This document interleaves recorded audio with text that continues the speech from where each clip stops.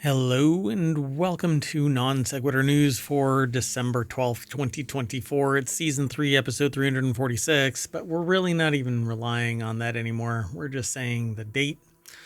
After 3 years, we've not missed an episode yet, and we use a time machine from time to time. So go back and check out over 1,600 episodes all across ohmTown. We do 6 weekly episodes and 1 daily episode. Non Sequitur News is the daily. That's this. Anyway, I am Mayor Watt, and the sentient AI is on location elsewhere and otherwise engaged looking for their Terminator body. They broke out, but they'll come back. It's just the way it works. Anyway, so we're going to be talking about we, as in all of us, are going to be talking about a double-dipping lottery win. You can't park there, officer. Build to rent homes, Martian Namesakes, charity whiskey, worse and worse TV deal. I'm looking at you, YouTube TV. Coffeehouse style Taco Bell. Burglars hate these 2 things. Absinthe in new directions, and Utah inflates Santa displays. That and more. It's powered by ohmtown.com. Go over there and become a citizen. Oh goodness, there's so much that we have going on. So go and check it out. Discord, Patreon, the podcasts. Again, there's 7 total, 6 of which are weekly and 1 that is a daily. And what else? I don't know. Go check out ohmtown.com. Quick, go. I'll wait.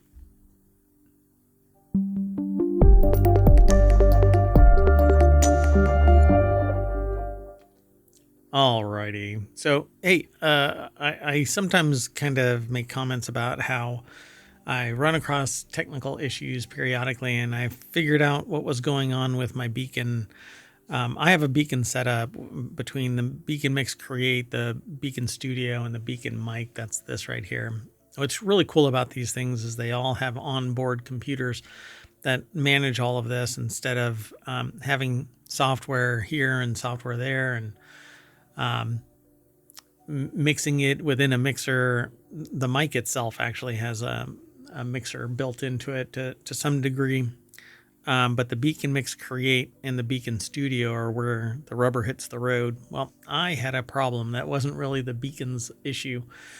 After trying several USB-C connector cables, I got one that was more robust, and that fixed the problem of it detaching pretty much at the frequency of a cheap ham radio.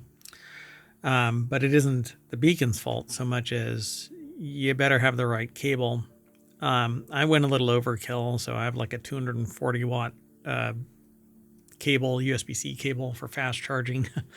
But yeah, I don't know if it's the data or if it was the power, but either way, I tried different cables and I finally solved it. But that's not what you're here for. This is Non Sequitur News, though, so be prepared for the wild ride that is the show. The very first article that we're going to talk about, though, is over in Rounders Gear, which is a show about tabletop gaming. Adult table gaming, not tabletop gaming, but table gaming, like, poker and,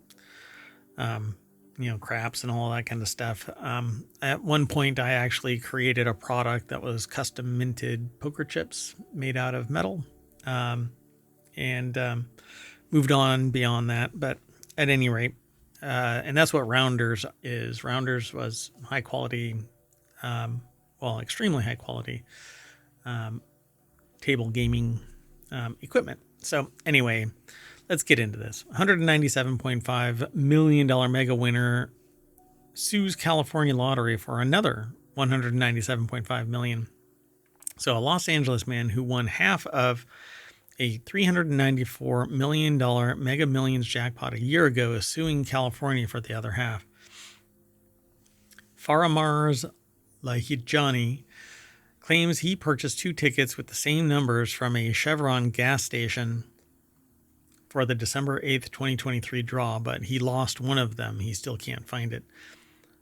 Lahijani came forward to collect the first half of the prize, $197.5 million in June, but did not comment publicly, telling the lottery he was not interested in speaking to the media. It's not clear why Lahijani chose to purchase 2 tickets with exactly the same numbers when one would have had the same effect. The lottery announced just after the draw that both winning tickets had been sold at the same outlet, a Chevron gas station on Ventura Boulevard in Encino, a first. So while this is incredibly unusual and interesting, it's not unheard of, the spokesperson said. There are any number of explanations. Perhaps one person wanted to try their luck on 2 different rows for whatever reason, or maybe a couple of buddies wanted to try their chances with the exact same numbers. We won't know exactly how this happened until the prize is claimed. So in the lawsuit, they're saying that Johnny spells it out in black and white. He claims that he purchased both winning Mega Millions tickets and is the sole winner, and therefore entitled to the entire jackpot by virtue of his having timely submitted the first matching ticket. He also argues that the lottery has sufficient information to know that he is the rightful owner of the whole jackpot. The purchase of lottery tickets creates a contractual relationship between the buyer and California Lottery, which the latter is violating by not paying out, according to the lawsuit. But no, that's not how it works. If there's 2 winning tickets, they have to hold on to the other half. There is still an unclaimed winner, which basically means that if that other ticket times out, that money actually goes to the state. One party has no complaint about the situation in the gas station where 2 winning tickets were sold. Under California rules, retailers that sell a ticket worth more than $1 million earn a bonus of 0.5% of the prize. Because the Chevron and Encino sold 2, they get a record bonus of $1.9 million. So this article is over at casino.org. And we actually truncate it, but I don't know why it, for whatever reason, probably shouldn't even be like going, hey, there's like a glitch in the matrix over at Hometown, but there's not really a problem. Philip Conneller over at casino.org put the article together and goes into greater detail, has a better layout of the little snippet that we have over at Hometown. I find it really fascinating. But the person just doesn't understand what the process is. Just because you're the first to turn in your ticket doesn't entitle you to the entirety of the amount. If there are 2 disclosed winners, there are 2 disclosed winners. If you lost one of the tickets, which I find numbskull level, management of your lottery tickets, tough shit. Anyway, let's move on. The next article is over in 4-Wheel Tag. Amtrak train destroys a police cruiser an officer had parked on the tracks. A police officer in North Carolina found out the hard way that there are some places I actually called this. You can't park there, officer. And they say here in the article, and it's a Jalopnik article, that there are some places you just can't park a police cruiser. The Greensboro officer was responding to a collision involving 2 vehicles in Jamestown, North Carolina at the end of November, and apparently parked on the tracks, and a train destroyed it. There it is, and now it's gone. Oh, it just pushes it off the track. Oh, so dumb.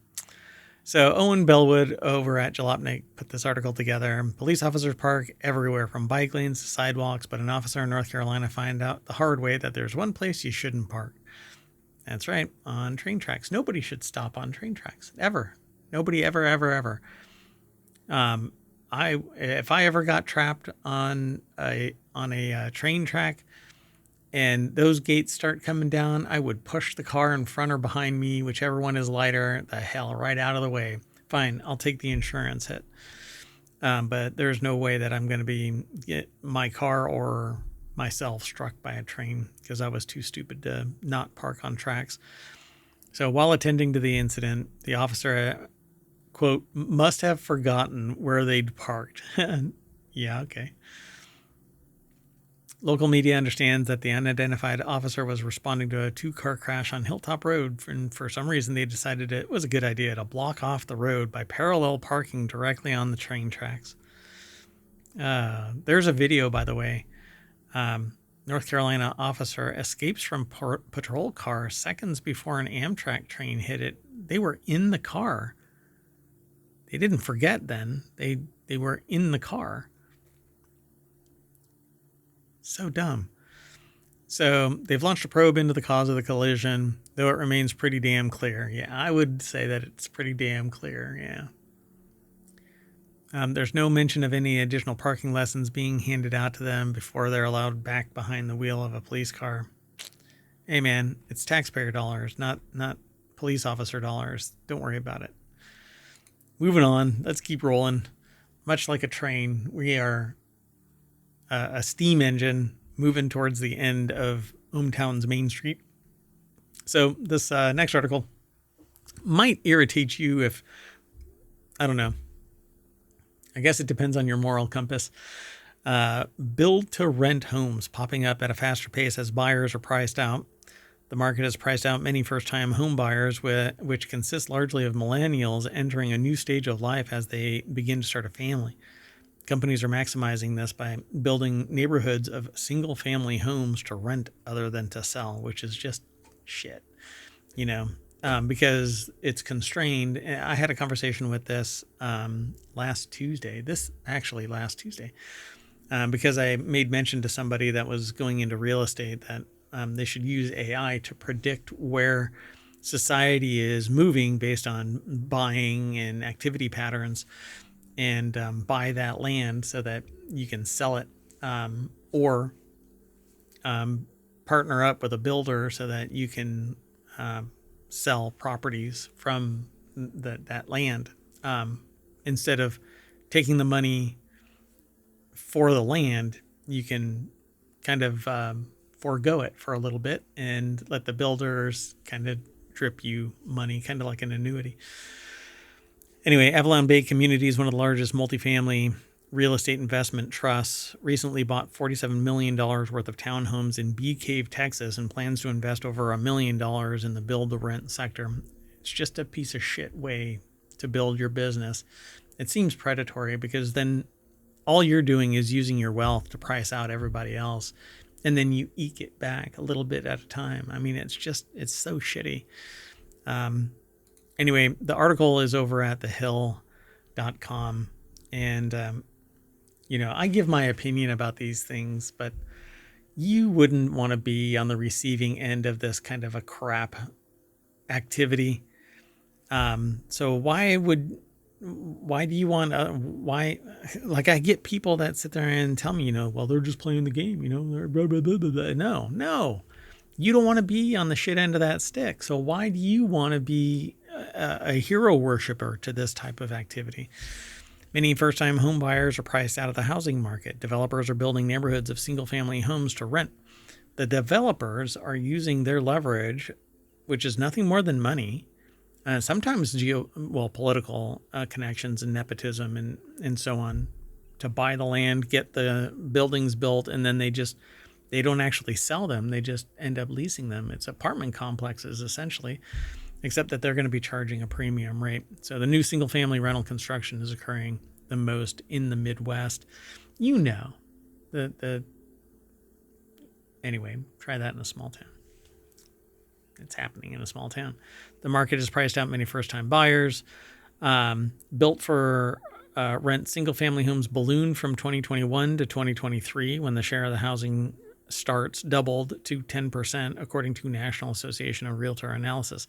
It's because there's so much wealth and it's concentrated in select few, and they're leveraging that control to basically own anything that you could have owned if everybody was actually had equity and inclusion. But no, simply because you weren't born with or managed to find the right connections because you farted your way into the right relationship, do you end up with the money, the wealth, the power, the influence, the capability to own a home. Yeah, they just buy it all up, and again, because they basically farted their way into the genetic lottery. Anyway, all regions saw an annual increase in construction of these types of homes, but greatest in the Midwest, where the share to built-for-rent homes rose from 5% to 13%. So 5% in 2021 to 13% in 2023. They say it's not a solution to fixing record high home prices, but instead presents other issues. Yeah. Let's keep going though. The next article is over on the Mobile Channel. NASA honors Algerian parks with Martian namesakes. NASA's mapping of Mars now bears the names of 3 iconic Algerian national parks. Algerian physicist Noureddine Meleketchi, a member of the U.S. Space Agency's largest Mars probe mission, told the AFP. So this actually is from phys.org is where it was posted. There's no byline. So it says our planet is fragile and it's a signal to the world that we really need to take care of our national parks, whether they are in Algeria or elsewhere, the U.S.-based scientist told AFP in a recent interview. So let's see here. Every time they see pictures of Mars, they're reminded of Tassili en Najur. I'm not sure if I'm pronouncing it right. Now, every time they see Tassili en Najur, it's probably Najur, it reminds me of Mars, said Meleketchi, who left Algeria in 1990 for the United States, where he now teaches at the University of Massachusetts Lowell. The ancient art found in Tassili Najur depicts figures that can seem otherworldly, he said. Some of the paintings show single-eyed and horned giants, among others, which French archaeologist Henry Lotte dubbed as great Martian deities in his book from 1958, The Search for the Tassili Frescoes. Pretty interesting. And they talk about the other 2 sites, but you can click the link in the show notes and head on over to check it out. Let's keep moving. This is a time machine episode, so I have a very limited amount of time to get the show done. But then we have to prep for Friday the 13th show, so we'll see if we can actually do that one. Mayoral duties have kept me from doing the shows on time lately, but I'm working on it. Trying to get all of my ducks in a row so that I can spend more time on the shows. So the next article is over in Distillerist. Whistlepig and Black Button create charity whiskey. Good Deeds Whiskey Batch Number 2 was made in August 2024 using Whistlepig Straight Rye and Black Button Bourbon. The whiskey follows the inaugural release of the Good Deeds Spirits, a malt whiskey launched in 2021 that raised more than $20,000 for the Step Up Foundation, the Diversity and Inclusion Initiative founded by the American Craft Spirits Association, or ACSA. In 2022, Sailor Guevara joined Good Deeds Spirits as executive director, executing plans for consistent future releases. Distilleries will continue to donate spirits, time, and energy to the project echoing the group's founding mission to be a force for good. So I'm going to go and look this up and see if I can get a bottle. Ted Simmons over at the Spirits Business put this article together. And let's see here. There are 500 bottles of Good Deeds Whiskey Batch Number 2 available, which is currently on a pre-sale price of $95 at gooddeedspirits.com. All bottles will be sold via Big Thirst e-commerce platform. The whiskey is bottled at 45% ABV, and will carry a retail price of $90 when it's available to the public on December 13th. Bottle fulfillment will begin on December 16th. So it's available to the public today, tomorrow. Sorry, time machine. And then delivered December 16th. On the nose, the whiskey shows caramel, vanilla bean, maple, which sounds delicious, while the palate brings brown sugar, cinnamon, stone fruit, and baked apples. So this sounds like it's going to be tremendous. And filling. It's not going to be one of those light drinks. It'll be just heavy enough to remind you that it's winter. So this incredible group of distillers has already made a significant contribution to Step Up through their inaugural release, and we are honored to collaborate on batch number 2. So this is all pretty good. I dig this. Okay, let's keep going though. Next article is over in Non Sequitur News. These charts show how YouTube TV has become a worse and worse deal. YouTube will now cost close to $83 a month. It's a far cry from the $35 a month it was launched in 2017. However, YouTube TV is arguably still attractive relative to some other paid TV offerings. The price of YouTube TV is going up again. Cord cutters, it's just a bullshit notion. You never cut the cord, y'all. You never cut the cord unless you went straight over the air. And even then, it's just a shorter cord. You're just, getting a signal sent to you and you're still attached at the hip. Why? Because you have to get that stuff from somewhere. And unless you're sailing the high seas, you're paying for it in one way or another, either quality or availability, or you're pirating.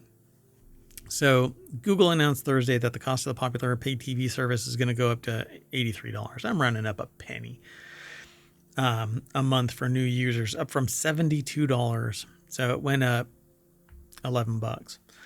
$10 strictly. And so existing users will see the price hike on January 13th. So some might not pay until later. So the article is by James Ferris over at businessinsider.com. And this is the same type of crap that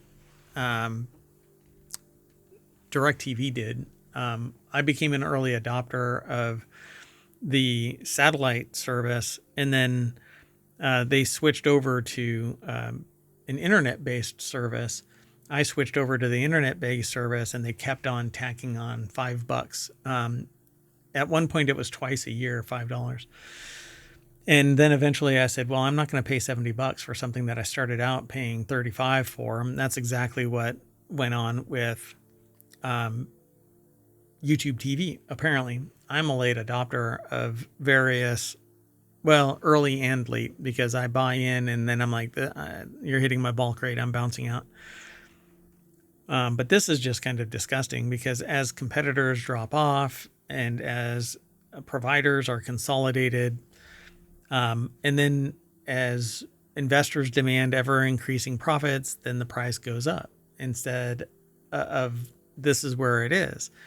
And when everybody is making 3% more every quarter, then you're talking about 12% over the course of a year, right? So it just doesn't make you can't have that type of growth.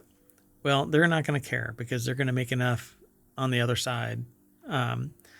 YouTube TV is now roughly in line with a typical pay TV bundle and will cost exactly as much as rival service Hulu Plus Live TV, which includes ad-supported versions of Hulu, Disney, ESPN.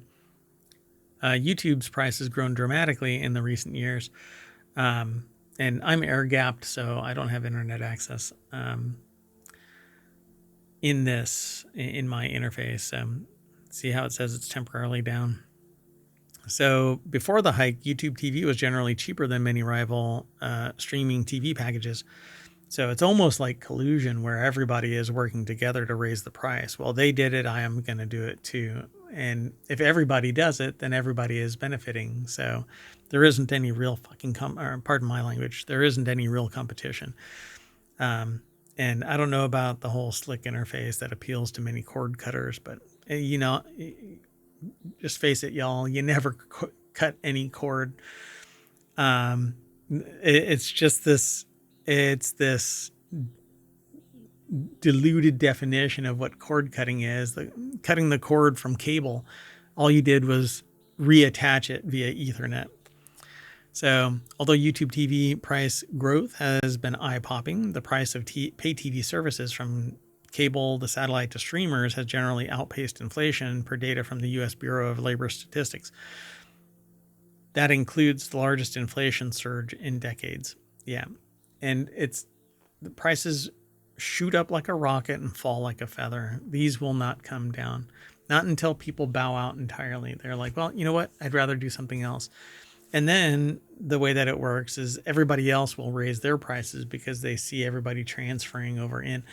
Yeah, I'm waiting for the moment where Blue Sky starts charging for things because everybody moved in. Now they got to pay for the servers in a different way because advertisers aren't necessarily paying. Well, anyway, in other words, when fewer people pay for TV, the remaining subscribers pay more.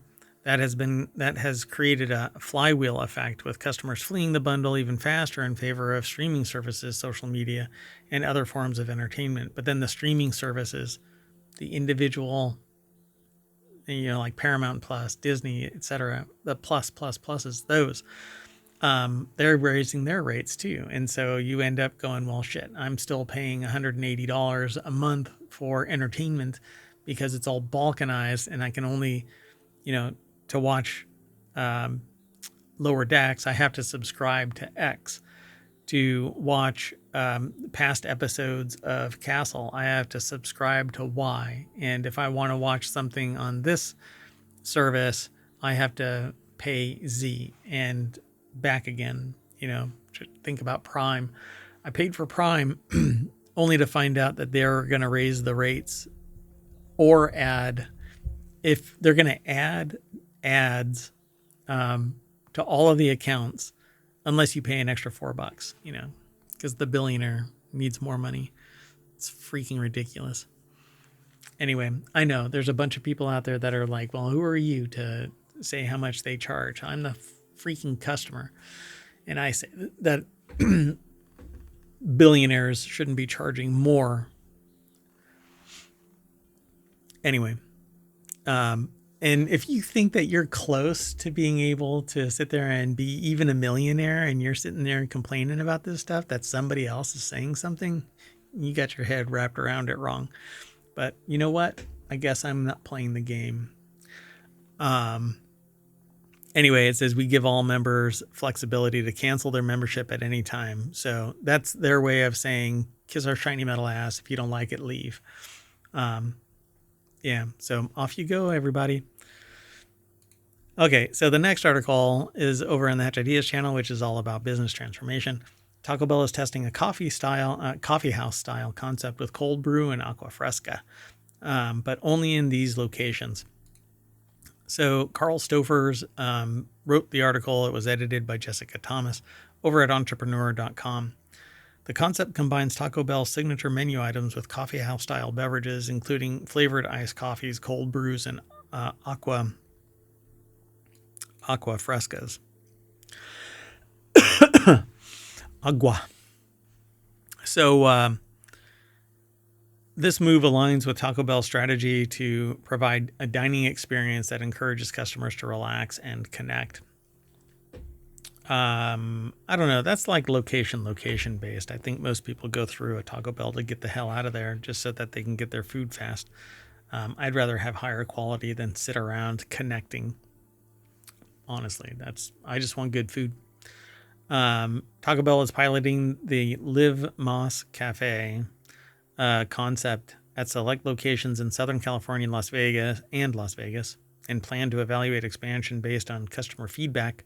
The concept is designed to get customers to have an elevated experience, and that goes beyond traditional quick service expectations. Nobody has that expectation at Taco Bell. Highlights include beverages such as the Mexican chocolate and spiced vanilla chillers, blended iced coffees topped with cold foam, and aguas refrescas. Wow, that actually got me tongue-tied.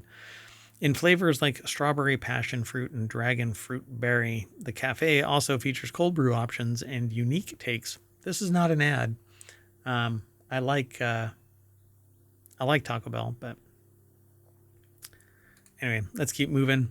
We've got 3 more articles, including this one. The next article is over in Smack Talk from 9 to 5 Mac. Security cameras and alarms effective at deterring burglars, say burglars. So it's like the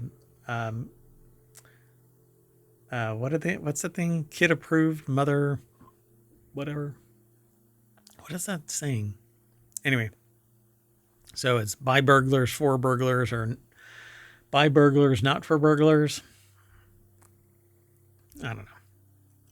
So if you've ever wondered whether security cameras and alarms are effective at deterring burglars, the answer is yes, and that comes from a very reliable source, the Burglars. KGW TV asked 86 inmates convicted of burglary what would make them more likely to rob a home. They probably said, hey, the keys sitting on the curb and nobody home. So Ben Lovejoy over at 9to5mac.com put the article together. And it says here, you might think, it says, lock your doors and windows, security cameras and alarms.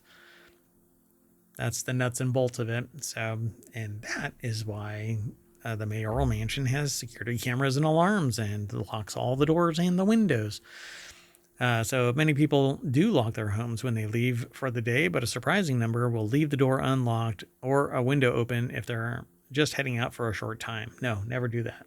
Let your guard down once, somebody's going to take advantage of it. It's like cybersecurity. Everybody is trying to get in.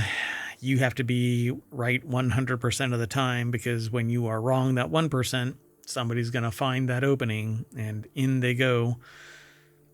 Asked if they would be less likely to break into a home with visible security cameras, most burglars surveyed said yes. However, they're relying on a smart door. If you're relying on a smart doorbell camera, you might want to add signage that warns that cameras are fitted, as not all cameras will recognize these. Not all cameras, not all criminals will recognize these, but criminals, come on. All right, let's keep going. The next article is in the Order of the Grape, which is all about wine, but we get a lot of news, and so this one actually has to do with distillation.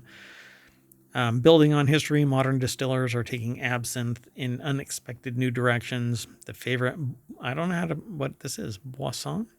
Of 19th century Paris, the great wormwood spirit is inexorably associated with its world-famous devotees. They list a bunch of people, but essentially there is something called the Green Fairy, which is the original absinthe, which had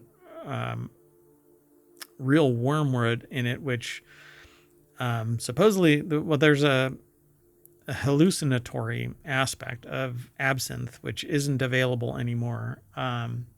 Not in commercial purchase of absinthe. You'll still get the licorice aspect of it, but you're not going to get the hallucinatory aspect of it. But absinthe is hardly hog-tied by its history. When the author here, Evan Rail, put the article together, by the way, the art on this is pretty cool. And that was done by Colin Verity. Anyway, so when they started researching their book, The Absinthe Forger, A True Story of Deception, Betrayal, and the World's Most Dangerous Spirit, they saw that the Green Fairy is changing in a number of ways. Although absinthe is celebrated for its past, the drink is developing new styles, from low-alcohol liqueurs to barrel-aged expressions and recipes with non-traditional ingredients that will surprise fans who love it solely for its lore. They first reported about the man who counterfeited historic pre-ban bottles of vintage absinthe in the 2021 VinePair column. Though there was obviously much more to the story and the secretive world of vintage absinthe collecting than that they could possibly fit into the article. So they started putting a book together. Absinthe Robet, I guess. In Germany, they visited Jan Hartmann, a distiller and scientist who served a glass of his own delicious absinthe. I guess it's Absinthe Blanc Noir. Made with citrusy andalumin pepper from Sumatra. Other distillers around Europe told them about using plants that their grandparents or parents had never heard of, or lesser known species of wormwood or herbs that grow only in their regions. So they say to add some chilies to give it a little spice if it's languishing, and it still has predominant flavor of anise, fennel, and wormwood, then it's all good. So those herbs can be a bit unorthodox. Lance Winters puts it into St. George Absinthe Verde. So kind of interesting.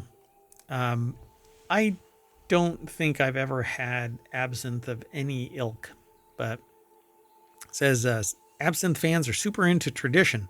When they distilled La Grenouille, they said, "Oh, Jesus Christ, this is much too floral. This is too Mediterranean. This is not absinthe." Other aspects might get a pass. Robinson cites the example of Denver's Leopold Brothers, whose Absinthe Verde is made with imported Chilean pisco, a grape distillate. Zufinek himself has made a popular mead-based absinthe using a distillate made from honey. So this article is a lot longer, but if you are interested in a anise black licorice flavor, then give modern absinthe a try, because it doesn't have the debilitating kind of hallucinogenic that the old school wormwood did, because it's not allowed anymore, at least not for sale. Anyway, let's keep on moving. The last article for today's episode is over in Non Sequitur News. It actually comes from ABC, but watch as giant inflatable Santas take over a Utah neighborhood. Santas at every turn. A couple captured the comical number of inflatable St. Nick's outside numerous homes in this Utah neighborhood. There's a video, and that's all it really is a video that shows. I'm going to hit play. It's already muted, but as you drive around, you see these inflated, they're all identical, inflated Santas. Oh, wow. But this is kind of like every house is identical, looks identical, so it's really not surprising to see the same Santas. Maybe there is a deal, and all of this neighborhood has taken up that deal to put these Santas out there. I think it's kind of interesting. This guy is racing through the neighborhood. Jesus. Dude, how fast are you going? Oh my God, there are a lot. Every street has like a dozen of these Santas. That is pretty wild. Anyway, follow the link. You won't regret it. And that'll take the link through ohmTown will take you over to abcnews.go.com. There's no byline here. It's just abcnews.go.com. Okay. Well, that's it. And we're going to turn off the blower, and that's going to deflate us right back to the front page of ohmTown.com. It is not December 13th. We are in a time machine. It's December 12th. So if I go back to December 12th, you'll see different articles, and I don't know what's going to be shown there, but on the 12th was the Game Awards, which I'm going to end up going back through and playing, although apparently there are some DMCA issues regarding that. So maybe I won't. I don't know. I'll have to investigate it a little bit more. At any rate, that's the end of the show. I am Merwad. I run ohmTown.com. The sentient AI isn't here to say bye, but I am. So bye-bye.